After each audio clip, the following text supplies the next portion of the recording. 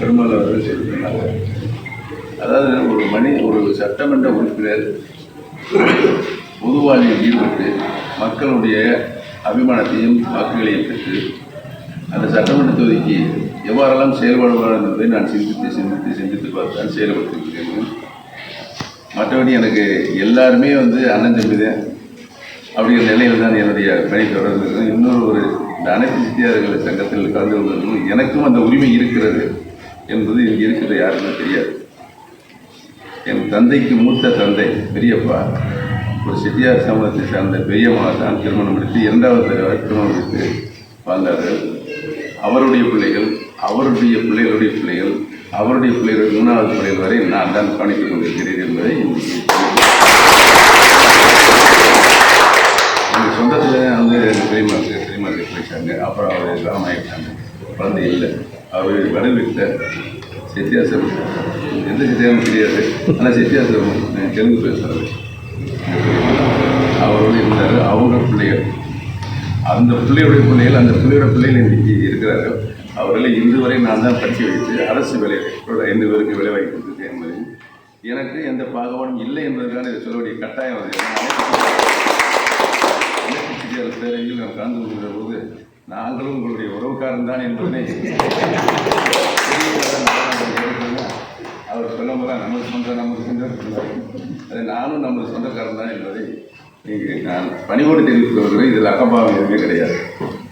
அதாவது இந்த போடி நாயக்கத்தில் ரொம்ப நாங்கள் சேர்மனாக இருந்தேன் பெரியவர்கள். இங்கே பன்னிகள் நிறையா இருக்கும். அந்த பன்னிகளுடைய அந்த போட்ட கழிவு இருக்குல்ல, அதை கூட லட்சக்கணக்கில் ஏலம் கொடுக்குற ஒரு சூழ்நிலை நான் கேள்விப்பட்டேன். அங்கே நான் பன்னிகள் அவங்களாம் கூப்பிட்டு அங்கேயும் பண்ணி வளர்த்தாங்க. அவங்களாம் கூப்பிட்டு அந்த பன்னிகள் நிறைய வியாதிகள் வருது எடுத்துங்க, நீங்களாம் அப்புறப்படுத்துகிறாங்க. படத்தில் 1 மாதமாக இருக்காங்க. நான் என்ன சொன்னேன், அவுட்டரில் ஒரு இடத்த வாங்கி காம்பவுண்ட் பண்ணி அங்கே போய் பண்ணியை வச்சுக்கோங்க, வேணுங்கிறவங்களை அங்கேயே போட்டு வளர்த்துங்கன்னு சொல்லி அதையும் பண்ணி பார்த்தேன். அவங்க அதனால் நிலம அந்த வேறு நான் சட்டப்பூர்வ வைக்கிறதுக்கு அவங்ககிட்ட 1 மணி கூட சொல்லுவாங்க. அதை வெளியே அனுப்பிச்சேன். அதனால் நிறைய நோய்கள் வரக்கூடிய வாய்ப்புகள் நிறையா இருந்துச்சு. அது அதுக்கான சொல்கிறேன். இந்த 27 இடங்கள் அன்னப்பூர்வத்தில் இருக்குது. நான் இங்கே பதிவு இருக்கும்போது யாராவது அவங்க 1 ஏக்கர், 1/2 ஏக்கர், 30 ஏக்கர், 2 ஏக்கர் இந்த மாதிரி ஒரு அப்ரூவல் வாங்காமல் பண்ணிட்டு போயிருக்காங்க. நகராட்சி சட்டப்படி அப்ரூவல் வரலைன்னா அந்த பேசிங் கமிட்டி எதுவுமே செய்ய முடியாது. நகராட்சி சொந்த நிதியையும் கவர்மெண்ட்லையும் செய்ய முடியாது. தெருவுக்கு ரோடு போடல, லைட்டு போடல, குடிநீர் போடல, ட்ரைனேஜ் இருக்கவில்லை, எந்த ஸ்கீமும் உள்ளே போகாது. அந்த 27 இடங்களுக்கு கிட்டத்தட்ட ஒரு 640 இடம் 640 2008 ஒரு ஜியோ போட்டுருக்காங்க. டிஎம்ஏ நிறைய 500 ஒரு சொசைட்டி இருக்குது. அவங்க லோன் வாங்கிட்டாங்க. லோனை முழுசாக கட்ட முடியல. லோன் கட்டினா தான் அடுத்த லோன் கிடைக்க முடியும்னு என்கிட்ட சொன்னாங்க. அந்த லோனை முழுமையாக நானே கட்டி திரும்ப மறுபடியும் பேங்க் மூலியமாக லோன் வாங்கிட்டேன்.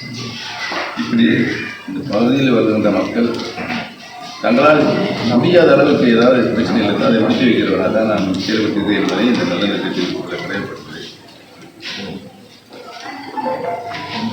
சாதனைகள் குறித்து என்னுடைய உங்களில் ஒருவனாக இருந்து எனக்கு அரசியலில் என்னென்ன சூழ்நிலை வந்தாலும் உங்களுக்கு தெரியும். எவ்வளோ சோதனைகள் நான் உட்படுத்தப்பட்டேன். அது ஒரு சிறு அளவு நான் இதை தவறு செய்யலாது.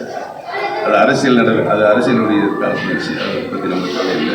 ஏன்னா அரசியலில் அதிகாரத்தை கைப்பற்றக்கூடிய எல்லா பேரும் அதை செய்யறதே வழக்கம். ஆனால் எனக்கு அந்த கைப்பற்ற எண்ணம் ஒரு குழு கூட இருந்தது. அம்மா அதனால தான் என்னை 28 எனக்கு எல்லா அதிகாரத்தினால எந்த அதிகாரத்தையும் நான் யாருமே பிரிக்கிறதாலும் இல்லை. நடவடிக்கை எங்களோட அப்பாவுக்கு பெருமையாக இருப்பாங்க. அவங்க பெருமையாக இருப்பாங்க. அவங்க பிள்ளைகள்லாம் நானும் வரவேற்கிறேன். அவங்க சொல்லுவாங்க. நம்ம முதலமைச்சர் எனக்கு அவர் 2003 வருஷம் ஆச்சு என் சொல்ல பேசி. ஏன்னா அவர் அந்த சோதனையெல்லாம் பார்க்கறதுக்கு அசம்பிளில் சம்பவம் தெரியும். அதனால் அவர் தயவுசெய்து இங்கே என் கட்சி சொல்லிடுங்க அப்படின்னு சொல்லி 1.5 வருஷம் ஆச்சு. நான் பொறுமையாக பார்த்தேன். சரி நம்ம கட்சியில் ஏதாவது ஒரு சேர்த்து வைக்கிறதுக்கு வழி இருக்காங்க. ஒன்றும் முடியலை. இன்னும் அதிகாரத்தையும் ஆணவ போக்கையும் கடைப்பிடித்த காரணத்தினால் நான் ஒரு ஏதாவது ஒரு நிலை எடுக்கணும்னா ஒரு அரசியல்வாதி அதாவது இன்றைக்கு இருக்கின்ற சூழ்நிலையில் இவர் அனைவரையும் அரவணைத்து செல்கின்ற போக்கு நம்முடைய மாண்பு முதலமைச்சர் அவர் கூட்டணி அமைச்சு அந்த கூட்டணி ஒரு ஆள் கூட வெளியே போகிறார். மினிஸ்டர் வந்து அவங்க சுயநலத்துக்கு வந்து பேச மாட்டாங்க. பொதுநலம் தமிழ்நாடு நல்லா இருக்கணும், மொத்த நல்லா இருக்கணும், அதன் பிரகாரம் தலைமை கூட்டணிக்கு தலைமை தாங்கிறது நடக்கிறாரா என்று தீவிர ஆராய்ந்து தான் அவர் கூட்டணி செய்கிறார். அவருடைய கூட்டணி சேர்ந்து இது வரைக்கும் நம்முடைய மாண்புமிகு முதலமைச்சர் வந்து வெளியே அரவணைக்கிற தன்மை ஒரு இருக்கிறதுனால் நாட்டை நல்வழிப்படுத்துவார்கள் நம்பிக்கை எனக்கு ஏற்பட்டது. அதனால் திராவிட முன்னேற்ற கழகத்தில் நான் சேர்ந்தேன்.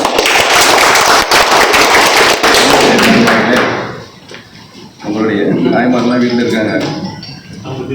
ஆமாம், உங்களுடைய பொன்னான வாக்குகளை திராவிட முன்னேற்ற கழகத்தின் சார்பாக மதசார்பற்ற சார்பாகவும் நான் கோடிநாயக்கனூர் சட்டமன்ற தொகுதியில் வெற்றி வேட்பாளரை என்னை அவர்கள் நிலைநிறுத்தியிருக்கிறார்கள். அது பொன்னான வாக்குகளை உங்கள் வாக்குகளையும் என்னுடைய குடும்பத்தார் வாக்குகளையும் நமது சொந்த பந்தங்களுடைய வாக்குகளையும் அனைவருடைய வாக்குகளையும் எனக்கு அளித்து வாக்களித்து ஒரு மாபெரும் வெற்றியை உங்களில் ஒருவராக இருந்த என்றைக்கு நான் பணியாற்றினேன் என்ற நம்பிக்கையும் வாக்குறுதியும் இந்த நேரத்திலே தெரிவித்து அனைவரும் ஒன்று சேர்ந்து எனக்கு வாக்களித்து ஒரு அமோக வெற்றி விட்டு தருமாறு உங்களுடைய பாதுகாப்பு தலைவராக பொறுப்பேற்கிறார். நம்முடைய பெரிய தலைவர் மூன்று கோரிக்கை பிதா மகன் யாருன்னா நம்முடைய சுப்பராஜ் குடும்பம் தான். அவருக்கு சிலை வைக்க வேண்டும் ஏற்கனவே சொல்லிவிட்டேன். அவர் குடும்பத்திலையும் சொல்லிவிட்டு படம் நல்ல படமாக ஒரு படம் கொடுக்க நானே இப்போ ஒரு விதி இருக்குது. அதாவது வந்து பார்க் அப்படிங்கிற பொது இடத்துல செலவு வைக்கணும் அப்படிங்கிற ஒரு விதி இருக்குது. நம்ம ஏற்கனவே கொஞ்சம் பார்க் அங்கே இருக்குது. அதை பார்க்கறதுக்கு முன்னால் கொஞ்சம் அதில் கூட வைக்கலாம். நீங்கள் விருப்பப்பட்ட இடத்துல அரசுடைய அனுமதி வாங்கி வைப்பதற்கு நான் உரிய பணியை கடமையை ஆற்றுவேன் என்பதை மனத்துக்கு ஒரு நிலையான இடமும் கட்டடமும் தேவை என்பது இருக்கிறது. அதை நீங்கள் முயற்சி எடுக்கின்ற பொழுது எதை எடுத்தாலும் என்னுடைய பங்கு பெருமகாக இருக்கக்கூடிய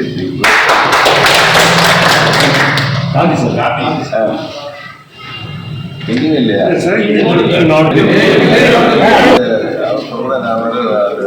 சிலை இருக்கிற இடத்துல அந்த பார்க்கவே நான் மராமத்தில் உண்மையில் அது மராமத்து பணியெல்லாம் சேர்ந்து சிலையை புதுப்பிச்சு பெயிண்டிங்கெல்லாம் அடிச்சு ஜம்முடைய பாட்டி எங்கள் பெரியவர்கள் அது தெரியும் எனக்கு. இங்கே இன்றைக்கி இடத்த என்ன ஒன்று ஐயா சுப்பராஜ் சிலையும் ஒரு சிலையும் சேர்ந்து வைக்கிறது நம்ம நல்லது. ஏன்னா அவர் காங்கிரஸ் பெரிய சார்பாக தான் என்றார்.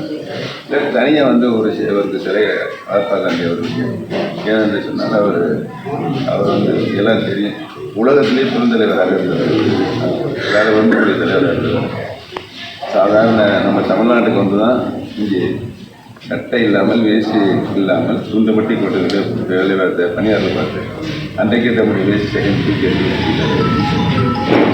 அவருடைய மகாத்மா அவர் உரிய சிலையை உரிய இடத்தில் வைக்கப்படும். அதற்கு முழுமுதல் எல்லா வேலையும் நினைக்கின்ற